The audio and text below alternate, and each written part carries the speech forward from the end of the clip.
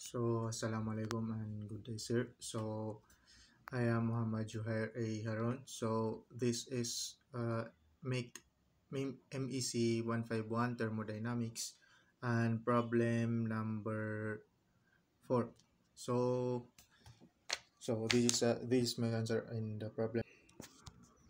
So, the equation is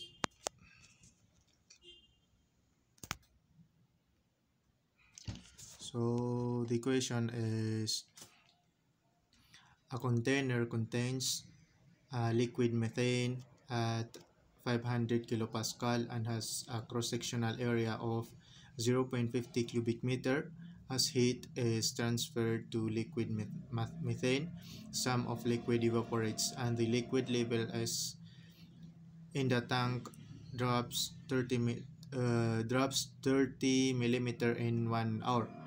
So the drop that leaves the container passes through a heater and then exists at 500 kilopascal and 273 Kelvin. So calculate the volume rate flow of methane gas exiting the heater. So ito yung figure nito. So ito daw yung container contains a liquid and vapor methane. And then sabi dito is ito daw is saturated. This is saturated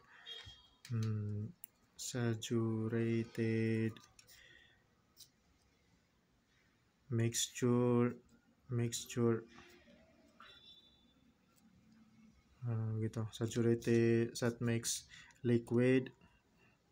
saturated mixture liquid plus vapor, liquid and vapor. So ito yung given. So first dito, after 1 hour daw yung height ng liquid drops to 30 millimeter. So if we can recall the formula, yung volume is just equals to area times height. So kung kukunin natin yung delta ng volume, delta ng volume is just also equals to area times delta H. So ito yung volume derive natin na formula. So to solve this equation, kunin muna natin yung volume. So kasi yung tinatanong wait lang, yung tinatanong dito is ano daw yung V flow rate ng exiting na methane. So kunin mo let's solve for the volume. So volume is just equals to yung area 0.50 cubic meter over cubic meter times yung 30 millimeter. So let's direct natin to na convert to meter. So 1000 mm is over 1 meter. 1 meter is equals to 1000 millimeter. So cancel yung millimeter. So volume is equals to calculate ko na. So 0.015 cubic meter. Ito yung volume natin. So magamit natin ito doon sa kukunin natin. So second naman is hahanapin natin yung ito step 1. So step 2, hahanapin natin yung mass. Pero before natin makuha yung mass, kukunin muna natin yung VF at saka VG na given yung pressure na 500 kilopascal. So from the table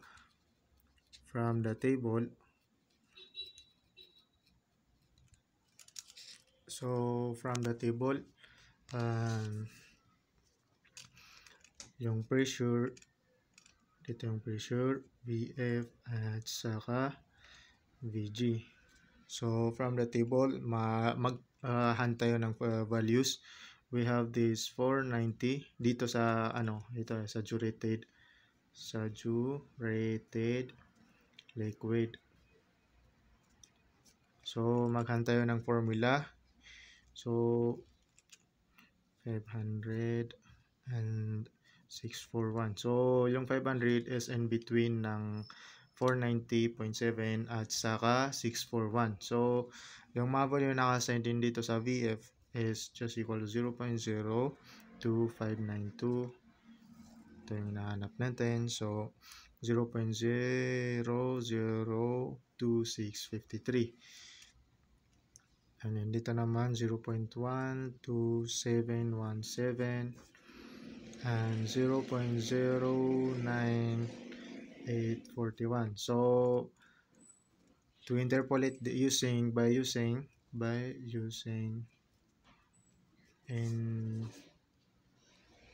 interpolation, ito yung equation. So ito yung equation na ginagamit natin sa interpolation. So which is yung x1 minus yung x, ito yung unknown, over x1 minus x2, and then direct natin yan, then dito din yung y1 minus y, ito yung given, then y1 minus y2. So by using this formula, i-calculate ko natin, makukuha natin yung unknown dito saka unknown dito. So this is equals to 2.595755957 times 10 to the negative 3. Then dito naman sa VG 0.125397. So ito. So makuha natin yan to get the makuha natin. So nakuha natin to, makuha na natin yung formula, yung mass, which is calculate natin separated yung mass ng liquid. Mass ng liquid is just equals to the volume over VF. And then yung mass ng vapor also is just equals to total volume over Vg. So by solving this, 0.1015 cubic meter over 2.5957 times 10 to the negative 3. Yung nito is cubic meter per kilogram. So ito. So ma-cancel to. And then yung answer dito is 5.7787 kilogram. And then dito naman 0.015 meter, then 0.125397 cubic meter per kilogram. So makancel ulit to. So yung final answer nito is 0.1196 kilogram.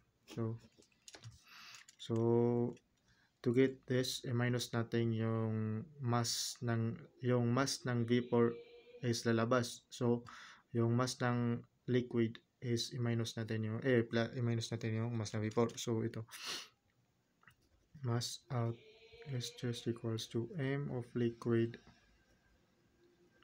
minus m of vapor. So 5.7789 kilogram minus 0.1196 kilogram. So yung answer nito is 5.6591 kilogram. Ayun. Mass out. So ito yung mass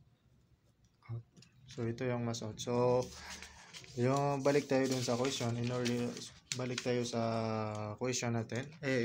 Question. So ano daw yung V flow rate. So, given naman yung ano, yung sa palabas, yung palabas is just equals to 500 kilopascal at saka T is 275 Kelvin.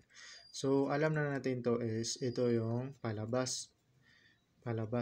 So, alam din natin na ito yung vapor.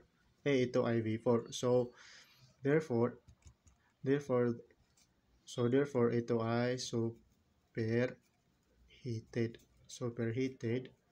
vapor. So, by getting this, hunting from the table also, to get this also from the table na hanapin natin, which is given yung P, at saka yung yung diretso na. So maghan tayo ng pressure ng between yung given dito kasi dito is yung in between ng 400 saka yung 500 is in between ng 400 saka 600. So hanapin natin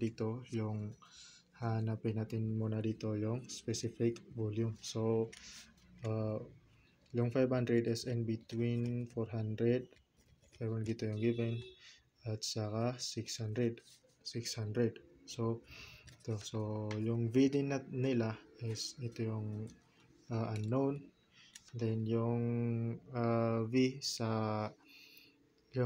specific volume sa 400 is 0.35301, and then sa 600 naman is 0.23424. So formula x1 minus x, ito yung unknown, then x1 minus x2 equals to y1 minus y over y1 minus y2. So to get this formula also, then ito yung value ng nakuha natin, substitution 3, 2, 5. So ito yung nakuha natin. So V is 0.29365 per kilogram. So V, also this V equals to mV. So kukunin natin itong malaking volume, which is equals to yung kinuha natin kanina. Yung mass is 5.6591. So 5.6591 kilogram times yung specific volume 0.293625 cubic meter per kilogram. So makakancel yung kilogram dito. So yung final answer, calculate ko natin. So 1.662 cubic meter. So ito yung volume. So flow rate. So 1 hour equals to 60 seconds. So itong na to 1.66 2 cubic meter divide natin ng 60 seconds. So by divide natin, so yung answer nito is 0.0277 cubic meter per seconds. So ito yung final answer.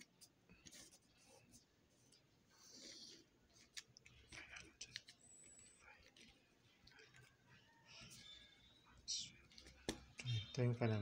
So thank you.